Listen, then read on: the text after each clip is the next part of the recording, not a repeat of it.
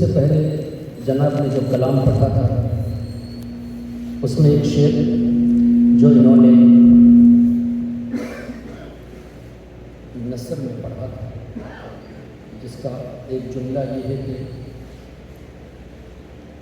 سورہ فاتحہ کے تعلق سے کہ سورہ فاتحہ میں جن کا ذکر ہے وہ صراط مستقیم آپ ہی ہے۔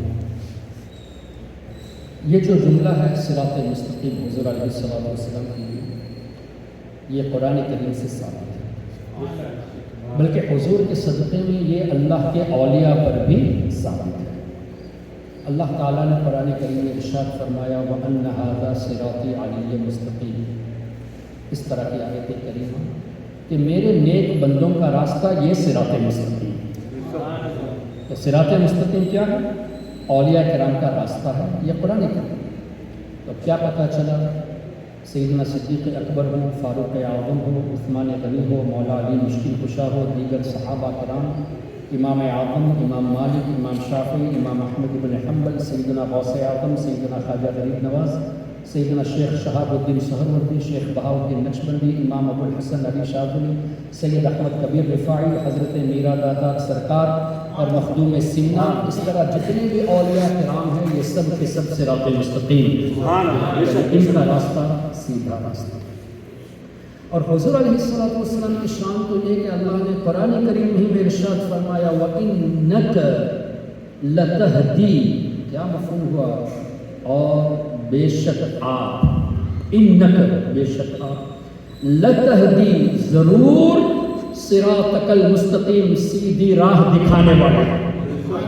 تو اللہ نے حضور کے بارے میں فرمایا کہ اے میرے حبیب بے شک آپ سیدھی راہ پہ چلنے والے نہیں، چلانے والے، لوگوں کو سیدھی راہ دکھانے والے ہیں۔ ہدایت اللہ آپ کے ذریعے عطا فرماتا۔ سبحان اللہ۔ خیر، حدیث پاک کی روشنی میں جس بندے کو جہاں دفن کیا جاتا ہے اس جگہ کی مٹی جب بچہ ماں کے رحم میں ہوتا ہے تو فرشتے اس جگہ کی مٹی جہاں اس کو دفن ہونا ہوتا ہے وہ مٹی ماں کے رحم میں آ کر رکھ دیتے ہیں۔ اور ویسے بھی بخاری شریف، مسلم شریف کی احادیث کریمہ کا مفہوم ہے کہ بچہ جب پیٹ میں ہوتا ہے، ابھی پریگننسی ہوئی ہے، تو فرشتے 4 چیزیں لکھتے ہیں۔ پہلی چیز، یہ جو بندہ ہے یہ لڑکا ہوگا یا لڑکی، پیدا ہونے سے پہلے اللہ کے حکم سے فرشتے لکھتے ہیں۔ اس سے کیا پتہ چلا؟ ماں کے پیٹ میں کیا ہے یہ فرشتے جانتے ہیں۔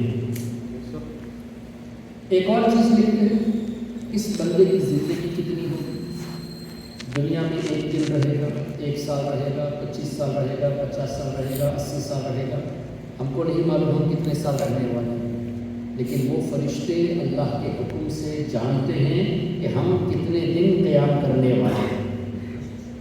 ایک اور چیز لکھتے ہیں کہ اس بندے کا رزق کتنا ہو، سال میں 10,000 ریال ہوگا، 50,000 ریال ہوگا، 1,00,000 ریال ہوگا۔ ہمیں نہیں معلوم کہ اس سال ہم کتنا کمائیں گے، کتنا خرچ کریں گے، لیکن وہ فرشتے اللہ کی عطا سے جانتے ہیں کہ ہمارے پیدا ہونے سے پہلے ہم کتنا کمانے والے ہیں۔ 3 چیزیں بتائیے، لڑکا ہوگا یا لڑکی، عمر کتنی ہوگی، رزق کتنا ہوگا۔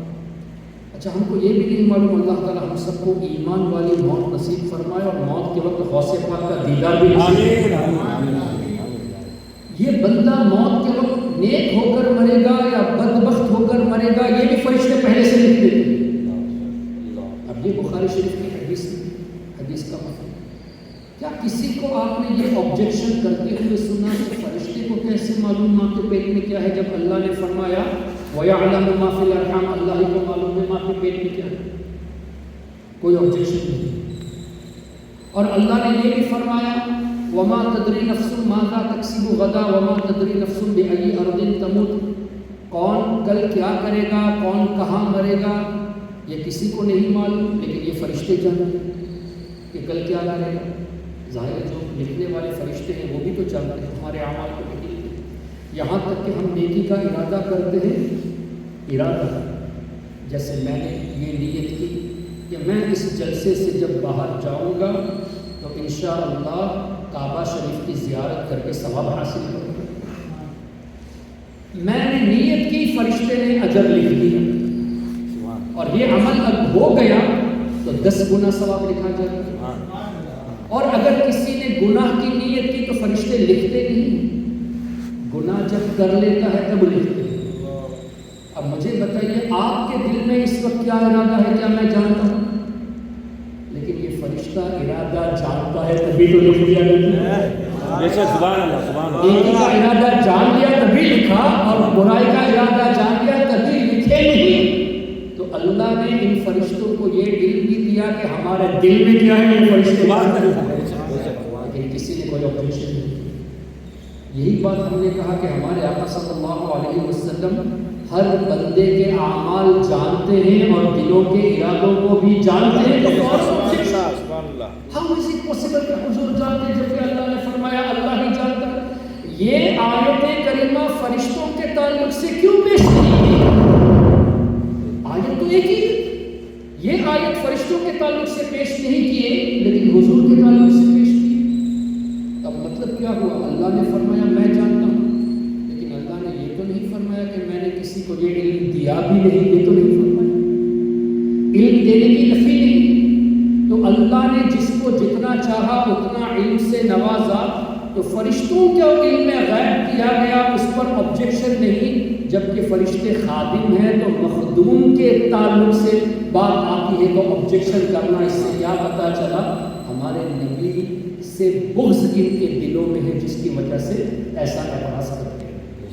خیر میں یہ عرض کر رہا تھا، تو فرشتے یہ 4 چیزیں لکھتے ہیں، اور جہاں اس کو دفن ہونا ہوتا ہے وہاں کی مٹی ماں کے رحم میں ڈال دیتے ہیں۔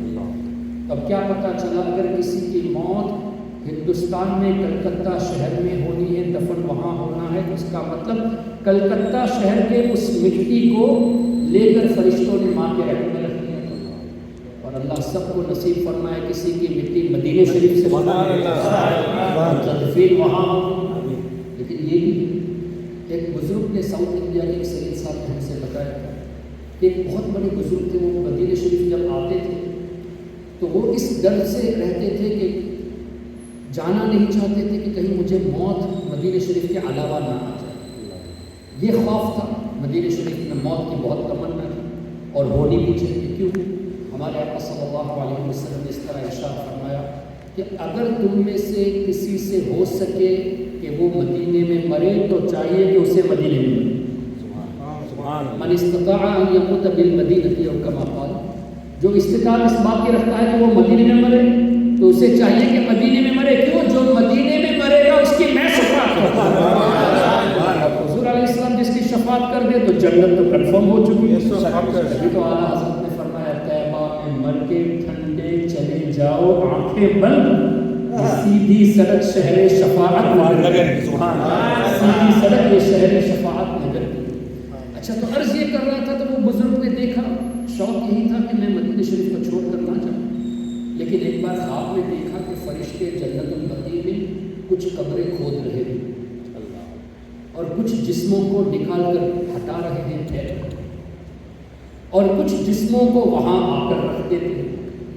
ان کی جب آنکھ کھلی تو چلے سوچے کہ اب میں مدینہ شریف جاؤں گا تو مجھے اطمینان ہو جائے گا۔ کیوں؟ مجھے خواب میں یہ اشارہ مل گیا کہ جو عاشق ہوگا اس کو مدینے ہی میں ٹرانسفر کی بات ہے، اور جو ایمان سے خالی ہوگا فرشتے اسے ہٹا ہی دیں۔ یہ ہے کہ اگر شوق دل میں ہو کہ ہمیں مدینے میں موت کی تمنا اگر رہے تو اللہ تعالیٰ انتظام فرما دیتا ہے انشاءاللہ۔ اب یہ مٹی کے تعلق سے میں نے گفتگو کیوں کی؟ اس میں ایک حکمت ہے کہ نبی پاک صلی اللہ علیہ وسلم کے پہلو کون آرام فرما رہا ہے؟ حضرت سیدنا صدیق اکبر رضی اللہ عنہ، اور ان کے بازو حضرت سیدنا فاروق اعظم رضی اللہ عنہ۔ محبوب عرش، محبوب رب عرش ہے اس سبز قبے میں، پہلو میں جلوہ گاہ عتیق و عمر کی ہے۔ اب کیا پتہ چلا کہ حضرت صدیق اکبر رضی اللہ تعالیٰ عنہ کے جسم مبارک کو تیار کرنے کے لیے اللہ نے جس مٹی کو چنا وہ حضور علیہ السلام کے مٹی شریف کے برابر والا۔ اب علماء کرام فرماتے ہیں کہ جو شریف حضور علیہ السلام کے بدن اقدس سے ملی ہوئی ہے، ٹچ ہوئی ہے. اس مٹی کا مقام یہ ہے کہ کعبہ شریف سے بھی وہ مٹی افضل. کون سی مٹی؟ جو حضور کے بدن سے لگی ہوئی، اللہ کے عرش سے بھی افضل ہے. تو جو مٹی سب سے افضل ہے، اس مٹی کے برابر والی مٹی اللہ تعالیٰ نے صدیق اکبر کے جس سے مقام اللہ نے. اور ان کے پہلو میں فاروق اعظم. تو فاروق اعظم رضی اللہ تعالیٰ عنہ کے جسم اقدس کو تیار کرنے کے لیے اللہ نے وہ مٹی چنا جو حضور علیہ السلام کے مبارک جسم کے قریب ہے. سبحان اللہ. تو کیا مقام اللہ تعالیٰ نے ان بزرگوں کو نوازا ہے. These are beyond our imagination. ہم تصور بھی نہیں کر سکتے. تو اب سیدنا صدیق اکبر کا مقام ایک پہلو سے آپ نے جان لیا کہ اللہ نے ان کی تخلیق اس جگہ کی مٹی سے کی جہاں پر حضور علیہ السلام قریب میں آرام فرما رہے ہیں. دوسری بات، ایک موقع پہ حضور علیہ السلام نے اس طرح ارشاد فرمایا کہ خوبیاں، اچھی خصلتیں، گڈ کوالٹیز یہ 360 ہوتی ہیں. 360 گڈ کوالٹیز. تو سیدنا صدیق اکبر رضی اللہ تعالیٰ عنہ نے عرض کی، یا رسول اللہ صلی اللہ علیہ وسلم، کیا آپ مجھ میں ان 360 کوالٹی میں سے کوئی ایک کوالٹی پاتے ہیں؟ کیا میرے اندر کوئی کوالٹی ہے؟ جبکہ حضور علیہ السلام کے صدقے میں اللہ نے سیدنا صدیق اکبر کو اتنے بڑے مقام سے نوازا، پھر بھی ان کی عاجزی دیکھے کہ وہ حضور کی بارگاہ میں پوچھتے ہیں کہ یا رسول اللہ، کیا ان 360 اچھی خصلتوں میں میرے اندر بھی کوئی اچھی خصلت ہے؟ تو حضور علیہ السلام نے اس طرح ارشاد فرمایا، مبارک ہو اے ابو بکر، تمہارے اندر ساری 360 You possess all those 360 good qualities. کیا شان ہوگی سیدنا صدیق اکبر. اور اسی طرح مجھے بتائیے، فرائض تو سب ادا کرتے ہیں الحمدللہ، نماز ہو، روزہ ہو، زکوٰۃ ہو، لیکن بعض اعمال نوافل میں ایسے ہوتے ہیں کہ بعض لوگ نوافل نماز کثرت سے پڑھتے ہیں فرائض کے علاوہ، اور بعض لوگوں کو دیکھا گیا کہ روزہ کثرت سے رکھتے ہیں، بعض لوگ خیرات بہت زیادہ کرتے ہیں. ایک موقع پر حضور علیہ السلام نے اس طرح ارشاد فرمایا، یہ بھی بخاری شریف میں موجود، کہ جو زیادہ نمازیں پڑھتا ہے بروز قیامت جنت میں نماز کے دروازے سے اس کو پکارا جائے گا. حالانکہ تمام فرائض ادا کرتے ہیں، نوافل نماز زیادہ پڑھتے ہیں، تو جنت میں نماز کے باب سے پکارا جائے گا کہ یو انٹر فرام دس ڈور، اس جنت کے اس دروازے سے داخل. اسی طرح جو کثرت سے روزہ رکھتا ہے تو باب الریان ہے دروازہ، وہاں سے پکارا جائے گا. جو جہاد میں لگے رہتے ہیں ان کو اس دروازے سے پکارا جائے گا. جو زیادہ خیرات کرتے ہیں تو اس دروازے سے پکارا جائے گا. اس طرح جب حضور علیہ السلام نے ایک موقع پر ارشاد فرمایا تو سیدنا صدیق اکبر رضی اللہ تعالیٰ عنہ نے اس طرح پوچھا کہ یا رسول اللہ صلی اللہ علیہ وسلم، کیا آپ کی امت میں ایسا بھی کوئی ہے جن کو تمام دروازوں سے پکارا جائے؟ اب یہ سوال بتا رہا ہے کہ سیدنا ابو بکر صدیق کا یہ عقیدہ تھا کہ حضور جانتے ہیں کون کس عمل میں زیادہ ہوگا. یہ جانتے تبھی تو پوچھا کہ حضور کو معلوم ہے، اللہ نے دیا ہے کہ کس کا عمل کتنا ہے، تبھی تو پوچھا کہ کیا ایسا بھی کوئی ہے کہ تمام دروازوں سے جن کو پکارا جائے. اب ہمارے آقا صلی اللہ علیہ وسلم نے اگر یہ فرمایا ہو بخاری شریف میں، مجھے دکھا دیجیے کہ اے ابو بکر ہاؤ ڈو آئی نو، میں کیسے جان سکتا ہوں. اے ابو بکر لیٹ می ویٹ فار جبریل علیہ السلام، وہ جو دوبارہ تشریف لائیں گے تو میں ان سے پوچھوں گا. وہ اللہ کی بارگاہ میں عرضی پیش کر کے اللہ تعالیٰ وحی کے ذریعے مجھے جب بتائے گا تب میں تم کو بتاتا ہوں. حدیث کی روشنی میں انسٹنٹلی فوری طور پر حضور علیہ السلام نے اس طرح فرمایا، ہاں اے ابو بکر آپ بھی انہی میں سے ہو، انہی میں سے ہو. مطلب ایسا ایک نہیں، کئی لوگ ایسے ہوں گے جن کو تمام دروازوں سے پکارا جائے گا. You are one of them. اب مجھے بتائیے، یہ بتانا کہ ایسے کئی حضرات ہوں گے جن کو تمام دروازوں سے پکارا جائے گا، کیا پتہ چلا کہ حضور جانتے ہیں کس کی موت کس حالت میں ہے. ظاہر جنت تو ایمان والوں کو ملے گی، تو ایمان کی حالت میں موت ہوگی تبھی جنت ملے گی. اور جنت کے تمام دروازوں سے بلائے جانے کے لیے کیا ہونا چاہیے کہ تمام اعمال میں آگے آگے ہونا چاہیے، تو سیدنا صدیق اکبر نماز میں بھی آگے تھے، روزوں میں بھی آگے تھے، خیرات میں بھی آگے تھے، ہر چیز میں آگے آگے تھے۔ ان کی فضیلت اس حدیث پاک سے بھی معلوم ہے۔ اور دوسرا یہ بھی پتہ چلا کہ حضور علیہ السلام ہم سب کے اعمال سے بخوبی واقف ہیں۔ اس پر بھی ایک دلیل موجود ہے، یہ مشکات شریف میں حدیث پاک موجود ہے، سب جانتے ہیں، بہت مشہور روایت ہے، چونکہ بات آ گئی تو پیش کر دیا جائے۔ ایک موقع پر سیدہ عائشہ صدیقہ رضی اللہ تعالیٰ عنہ کے لب مبارک میں حضور علیہ السلام آرام فرما رہے تھے اور روشنی تھی، تارے نظر آ رہے تھے، چاندنی رات تھی۔ کیا ہوا؟ سیدہ عائشہ صدیقہ نے اس طرح پوچھا نا، یا رسول اللہ صلی اللہ علیہ وسلم، کیا آپ کی امت میں ایسا کوئی ہے جن کی نیکیاں اتنی ہو جتنے آسمان کے ستارے؟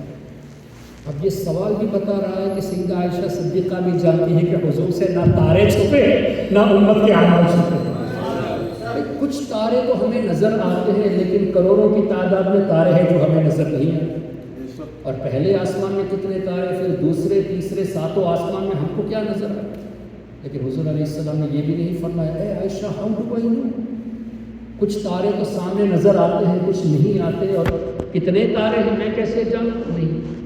اچھا چلو میں نے تاروں کو جان بھی لیا، کاؤنٹ مجھے پتہ بھی چل گیا، میں یہ کیسے جانوں کہ کس کا عمل کتنا، کاؤنٹ کیسے کروں؟ کچھ اعمال لوگوں نے میرے سامنے کیے ہیں، کچھ چپکے سے کیے ہیں گھروں میں، کچھ نیکیاں فزیکلی کیے ہوں گے، کچھ نیکیاں دل ہی دل میں کیے ہوں گے، نیت پر بھی تو سوال ہے۔ اے عائشہ میں کیسے جانوں؟ اس طرح کے الفاظ حدیث میں نہیں ملتے، بلکہ وہاں بھی انسٹنٹ کے حضور علیہ السلام نے فرمایا اس طرح کہ ہاں عائشہ وہ عمر ہے جن کی نیکیاں تاروں سے یعنی حضرت عمر رضی اللہ تعالیٰ عنہ نے حضور علیہ السلام کی دنیاوی زندگی میں کتنے اعمال کیے، حضور علیہ السلام کے وصال شریف کے بعد خلیفہ اول صدیق اکبر کے دور میں کتنے اعمال کیے، پھر فاروق اعظم اپنی خلافت کے دور میں کتنے اعمال کیے، کتنے سامنے کیے، کتنے چھپ کر کیے، اس میں سے کوئی بھی ایک عمل حضور سے پوشیدہ نہیں ہے، اور ٹوٹل کاؤنٹ بھی حضور نے بتا دیا کہ جتنے تارے اتنی نیکیاں فاروق اعظم رضی اللہ عنہ۔ اب سیدہ عائشہ صدیقہ نے اس طرح سوال کیا، ان کے گمان میں یہ ہوگا کہ کاش میرے والد حضرت ابو بکر کے بارے میں یہ فرمایا، یا رسول اللہ میرے والد کے بارے میں پھر کیا ہے؟ تو حضور نے فرمایا اے عائشہ عمر کی ساری زندگی کی نیکیاں ابو بکر کی ایک نیکی سب پر بھاری ہے، اور اس بات کو خود فاروق اعظم نے بھی فرمایا۔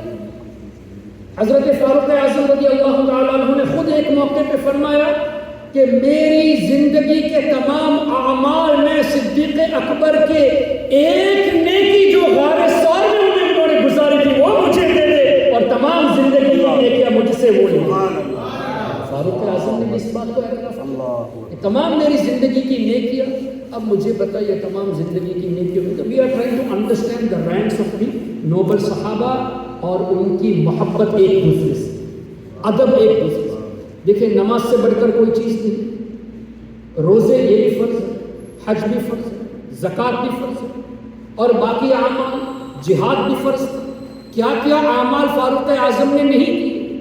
ان تمام فرائض کو فاروق اعظم کس نیکی کے بدلے میں دے رہے ہیں؟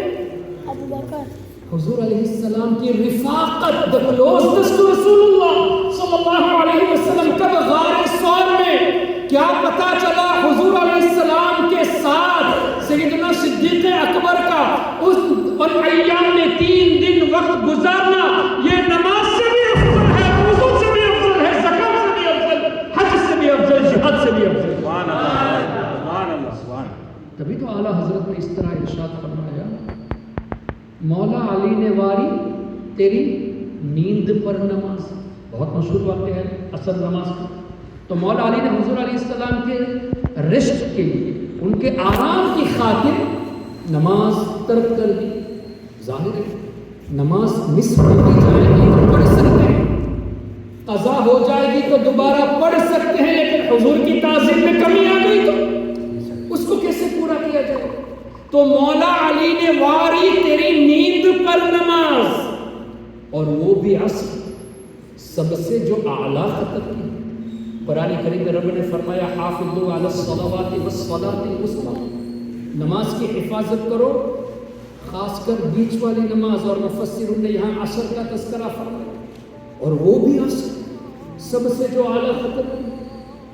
اور صدیق بلکہ غار میں جان ان پہ دے چکے. سب جانتے ہیں کہ سیدنا صدیق اکبر نے اپنی جان وہاں قربان کر دی. کس وجہ سے؟ سرکار علیہ السلام کو کہ آرام میں خلل نہ ہو. اپنا پیر مبارک رکھ دیا جو ہول تھا، اور سانپ نے آ کر ڈسا. پھر حضور علیہ السلام نے لعاب دہن ڈالا. یہ سب واقعہ آپ کو معلوم ہے. بتانے کا مقصد کیا ہے؟ صدیق بلکہ غار میں جان ان پہ دے چکے. زہر صاحب کا زہر تو جان لے. صدیق اکبر نے حضور کے آرام کی خاطر جان کی پرواہ نہیں کی، اور مولا علی نے حضور کے آرام کی خاطر نماز کو ترک کر دیا. صدیق بلکہ غار میں جان ان پہ دے چکے. اور حفظ جان تو جان فروز غرر کی ہے. جان بچانا یہ تو ایسا فرض ہے کہ اگر کسی کو کوئی چیز کھانے پینے کی میسر نہ ہو تو اس کے لیے اجازت ہے جان بچانے کے لیے. اگر صرف حرام چیز موجود ہے تو اتنی مقدار میں لے لے جس سے اس کی جان بچ جائے. یہ اجازت ہے اگر کوئی چیز موجود ہو. لیکن صدیق اکبر نے ایسا اہم فرض جان بچانا اس کی بھی پرواہ کس لیے نہیں کی؟ سرکار علیہ السلام کے آرام میں خلل نہ پڑے. تو صدیق بلکہ غار میں جان ان پہ دے چکی. اور حفظ جا تو جا فروز غرر کی ہے. مولا علی نے واری تیری نیند پر نماز، اور وہ بھی عصر سب سے جو اعلیٰ خطر کی ہے. ہاں تو نے انہیں جان. یا رسول اللہ، یہ ضرور ہے کہ آپ نے صدیق اکبر کو جان بخش دی، اپنا لعاب دہن ڈال دیا، زہر کو ختم کر دیا، انہیں پھیر دی نماز. مولا علی کو آپ نے عصر کی نماز دلا دی، انہوں نے ادا کی. ہاں تو نے انہیں جان، انہیں پھیر دی نماز، پر وہ تو کر چکے تھے جو کرنے بشر کی. آپ کے غلام ہونے کی حیثیت سے انہوں نے وہ تو کر دیا جو ان کو کرنا تھا. As a duty they obeyed, they did that duty. ہاں تو نے انہیں جان، انہیں پھیر دی نماز، پر وہ تو کر چکے تھے جو کرنے بشر کی ہے. ثابت ہوا، کیا پتا چلا کہ جملہ فرائض فروع ہے، اصل الاصول بندگی استاد.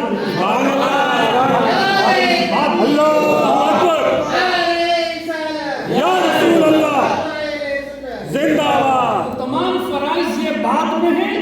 حضور علیہ السلام کی تعظیم یہ سب سے پہلے. اور صحابہ کا یہ عمل عین قرآن کریم کی روشنی. کیا اللہ نے یہ نہیں فرمایا انا ارسلناک شاہدا ومبشرا ونذیرا لتؤمنوا باللہ ورسولہ؟ اے حبیب، ہم نے آپ کو شاہد بنا کر بھیجا، نذیر بنا کر بھیجا، خوشخبری سنانے والا بنا کر بھیجا، تاکہ لوگ اللہ پر ایمان لائے، اللہ کے رسول پر ایمان لائے. وتعزروہ وتوقروہ، اللہ کے رسول کی تعظیم، توقیر، ان کی عزت کرے. وتسبحوہ بکرۃ واصیلا، پھر اللہ تعالیٰ نے فرمایا کہ اللہ کی دن میں اور رات میں عبادت کرے. کیا پتہ چلا؟ ایمان اور عبادت کے درمیان میں جو چیز اللہ نے رکھی وہ سرکار کی تعظیم. سبحان اللہ. حضور علیہ السلام کی تعظیم نہیں ہے، نہ ایمان کمپلیٹ ہے، نہ اعمال ایکسپٹڈ ہے. تو فاروق اعظم اور صدیق اکبر اور مولا علی مشکل کشا حضرت عثمان غنی اور تمام صحابہ نے اپنے عمل سے یہی دکھایا کہ سب سے بڑھ کر اگر کوئی چیز ہے تو وہ حضور علیہ السلام کی تعظیم اور توقیر ہے. تو کیا پتہ چلا؟ سیدنا صدیق اکبر رضی اللہ تعالیٰ عنہ نے اپنی جان کو بھی نثار کر دیا حضور علیہ السلام کے آرام کی خاطر.